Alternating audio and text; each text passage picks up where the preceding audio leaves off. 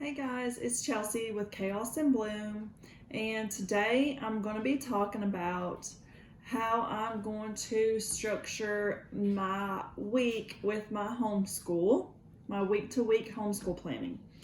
So first I'm going to start out with my homeschool planner. I got every one of my kids one of these, but they all look identical.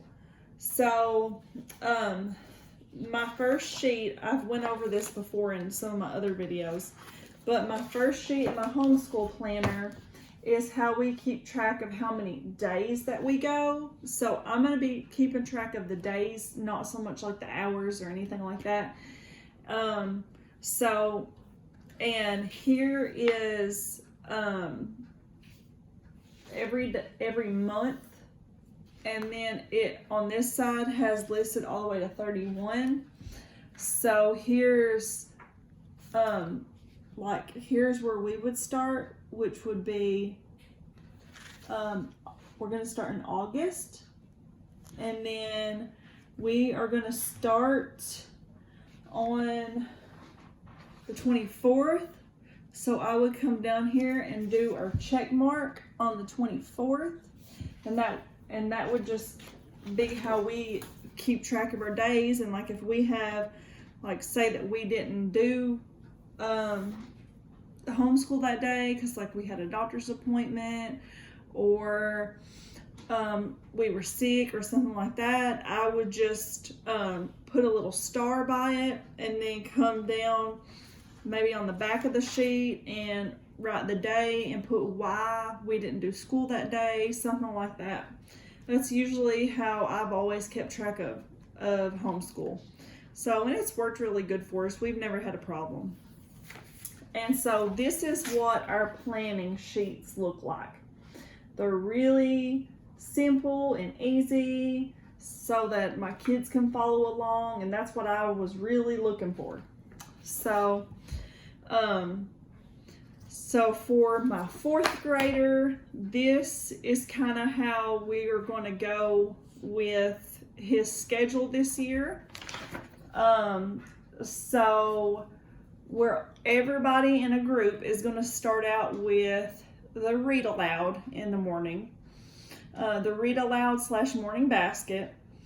And I'm just going to start out with trying to do like a chapter a day. So my previous video, I had done all my read alouds. So we are going to start out with, on the first day of school, and I'm going to start reading Peter Pan. So as I read Peter Pan, they're going to have different things that they can choose from to do. They can color, they can draw, they can play with kinetic sand, play with Play-Doh, stuff like that to keep their little hands busy so that they don't sit there and get bored, so that they are listening but still are busy working with something so that they don't wander off like they like to do, like that. So with math, I'm going to focus on with math and language arts with both my fourth and third grader this year, focusing on doing a good hour a day. And that doesn't include reading. That's just language arts and math. Now reading, we are going to be doing what we've always done, which is 30 minutes a day. We sit them down, they pick a book or we pick a book, and I've got several books already picked out for them that I want them to read, but in between those books they are going to also be able to pick different books that they want. And with the books that I picked, they have novel studies that I have found that I want them to do. So if this is on the novel study turn, then they have 2 days to complete the chapters that's required, and then they have the other 2 days to finish the questions. So we are going on a 4-day-a-week schedule, and then on the 5th day we are focusing on art and science. So I work, I'm a full-time worker, so I work full-time, and so I'm always off on Fridays. So I wanted us to always be able to sit down as a family and do science together, because last year it was something that we really didn't get to do a whole lot of. So I got a program through the Good and the Beautiful, which I'm sure a lot of you all have heard, and so I'm really excited for all of us to do it together, and we're going to be really focusing on that this year. So every Friday we're going to be doing science and art class together, and then my plan is that anything that they're struggling with through the week that we can use Friday with, like say that they still aren't grasping division, multiplication, they're struggling with some grammar, they still haven't grasped some of their spelling words that the Good and the Beautiful went over. We'll go over some of that, stuff like that. So I'm really just trying to focus on 4 days a week of really hardcore of your core curriculum, and then on Friday we will review everything, and then we can do art and science together as a family. So I'm really excited about Friday basically being a lot of family study time. So then so 4 days a week we're also going to be doing our 50 states project, and I've allotted about 15 to 20 minutes for that. So I want them to focus on getting 2 states a week down. So, and that's another thing that Friday, if they've not got their 2 states down, that Friday will help with that. We can use that on Friday. And handwriting, we're also doing that 4 days a week, and I've allotted 10 to 15 minutes, and I've done the Good and the Beautiful for that, and they can complete 1 sheet a day. And that is what I'm doing for my 4th grader. And my 3rd graders is exactly the same. There's no different. I've allotted the same amount of time for my 3rd grader. Now, my kindergartner is different. So obviously, as a kindergartner, you do not have the attention span that the 3rd and 4th grader will have. So my kindergartner will participate in the morning basket and the read aloud.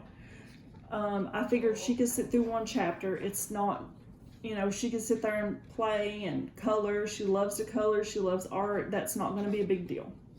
So language arts, I have allotted for 30 minutes with her, give or take. So I think that's a reasonable amount of time to sit down and work on words, the sounds of the letters. I think that is plenty enough time. Handwriting, just like the 3rd and 4th grader, she has a handwriting book from the Good and the Beautiful. She's to get 1 page done a day, and I've allotted 10 to 15 minutes. I don't think she's going to have any problem with that. Math is going to be the largest portion, that I've allotted 45 to 60 minutes. So we're really going to have to work on how we break this up throughout the day. I figured we could try and focus on this stuff before lunch, and then after lunch and some play, we can try to bring in the math. And I put free play. I've allotted an hour for that during school, because I know that we are going to have to break up time with the boys, because this is a new program to us, and a lot of the Good and the Beautiful requires a lot of hands-on parent activities. So I figured that we would have one working on our online math program, and then we would be doing language arts with another child while the kindergartner is playing. That way a child could have one-on-one attention, which our children will need starting out, because they do not know this program. And then art, she will want to do every day because she loves art. She loves to draw and color, like I said. And then science, we are going to do that on Fridays. I'm not going to require her to participate in any kind of science program. She's not going to benefit from it. But if she wants to come and look at what we're doing, I'm definitely going to be all for that. I don't think that any kid's really going to benefit from any kind of like real science program till they're probably in 2nd or 3rd grade. But I'm all for her coming and listening and watching and participating in any kind of projects that we do. But she's not going to really probably understand everything that we're doing. And then I've got a little morning workbook that I made for her that has her name. It has the date. It has the weather outside. It has numbers, stuff like that in it that I want her to do every day. And I've allotted 15 minutes a day for that. And she could do that. I put 4 days a week, but she could do that 5 days a week. So that is what I've laid out. It does not mean that's what we will stick to. This is just what I have put right now, because homeschooling is all about going with what's best for your kids. So we may start this and then a month later decide that we don't need this amount of time to get this finished, so we change. Or that we're not getting everything that we need accomplished in 4 days, we have to have that Friday. So then we add on that Friday. I mean, you have to do what's best for your kids. So this is just what I've laid out for now. And so we'll see how it goes. Because like I said, this is a brand new program for us. So I don't know 100% that this is going to work. But I feel good that it will. A lot of people just do it 4 days a week. So I think that we can get through it doing 4 days a week. And I think that they will be excited for the 4 days a week. If y'all have any questions about what our week will look like, just reach out and let me know. After we start school, I'll let you all know how my morning template has been working for us. So we're going to start at the end of August. So I'll try maybe in the end of September to let you all know if anything's changed. If we had to just throw it out and start all over, I'll let you all know. Some other things that I'm going to use with my planners is I got some cool colored pens that I thought the kids might like, seeing different colors. And then I got these little tabs to go inside. You all probably saw go inside, that way that they can go right to the week. And then here's their book log. So I thought that would be easy for them. I did that with all of them. So that's basically all I'm doing for their planners this year. So I think it's going to be really easy, and I think everybody's going to be able to follow it. So I'm really excited about that. So if you all want to subscribe, that would be great. I've loved all the support, all the questions everybody's asked me. It's been great. I really appreciate everybody. So until next time, bye guys.